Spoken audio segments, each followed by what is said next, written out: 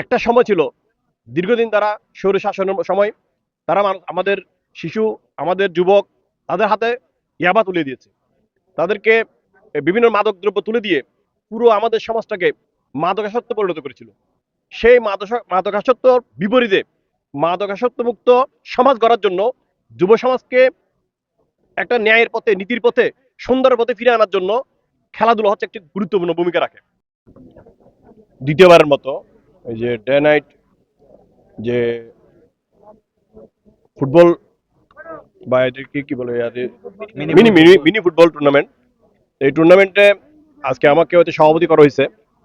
আমি এই আয়োজক কমিটিকে ধন্যবাদ জানাই এই সিদ্ধান্ত নেওয়ার জন্য। তবে আমি মনে করি এখানকার যদি কোনো একজন মুরব্বীকে করলে সবচেয়ে বেশি ভালো হতো, তাহলে আমাদের জন্য আরেকটু কথা বলতে হতে সহজ হয়ে যেত।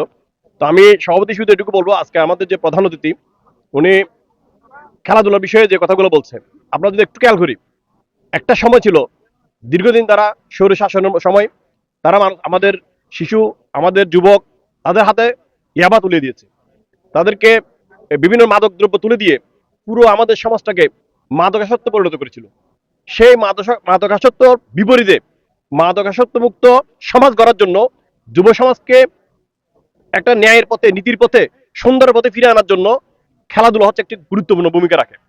আমরা জানি আমাদের সাবেক তিনবারের প্রধানমন্ত্রী দেশ নেত্রী বেগম খালেদা জিয়ার সন্তান কোকো রহমান, আরাফাত রহমান কোকো, উনি খেলাধুলা নিয়ে উনি বিস্তর ইয়া করা হয়েছে, মানে উনি অনেক ভূমিকা রাখছিলেন।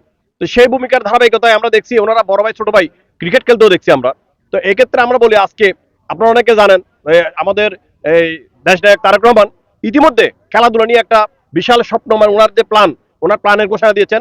ইনশাল্লাহ আপনারা অনেকে জানেন কিনা জানি না, বাংলাদেশের মধ্যে দুইটা বিভিএড কলেজ ছিল, মানে খেলাধুলার যারা প্রশিক্ষণ দেয় সেই সেখানে যারা এই মানে খেলাধুলার উপর প্রশিক্ষণ নিয়ে যারা টিচার হয়, সেটা হচ্ছে বিভিএড ভাস্কর। ওই বিভিএড দুইটা কলেজ ছিল, একটা হচ্ছে ঢাকা, একটা হচ্ছে যে এই রাজশাহীতে।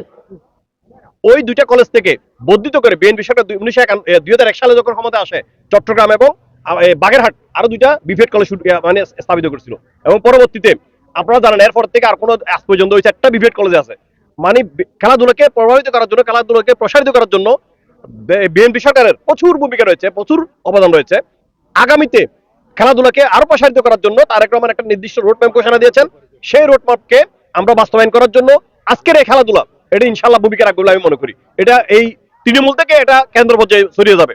আমরা বিশ্বাস করি এই খেলাধুলার মাধ্যমে আমাদের যুব সমাজ, আমাদের শিশুরা, আমাদের যে পরবর্তী প্রজন্ম, তারা ন্যায়ের পথে ফিরে আসবে, সত্যের পথে ফিরে আসবে।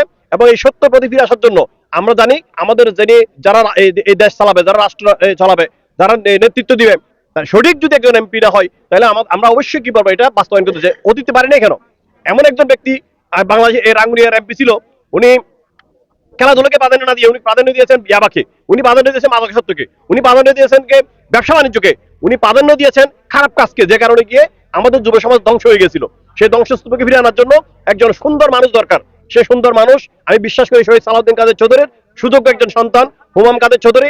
আগামী আমাদের যে 12 ফেব্রুয়ারি যে নির্বাচন আছে, আমি বলবো এখানে যদি বা নির্বাচনের কথা আসে না, কিন্তু নির্বাচনের কথা চলে আসবে। কারণ আমাদেরকে খেলাধুলায় সমৃদ্ধ করতে গেলে আমাদেরকে এই যুব সমাজকে যে মাদকাসক্ত মুক্ত খেলাধুলার প্রতি ফিরে আনার জন্য, মাদকাসক্ত মুক্ত সমাজ গঠন করার জন্য একজন সঠিক নেতৃত্ব বাস্তবায়নের জন্য হুমাম কাদের চৌধুরীকে বেছে নিতে হবে।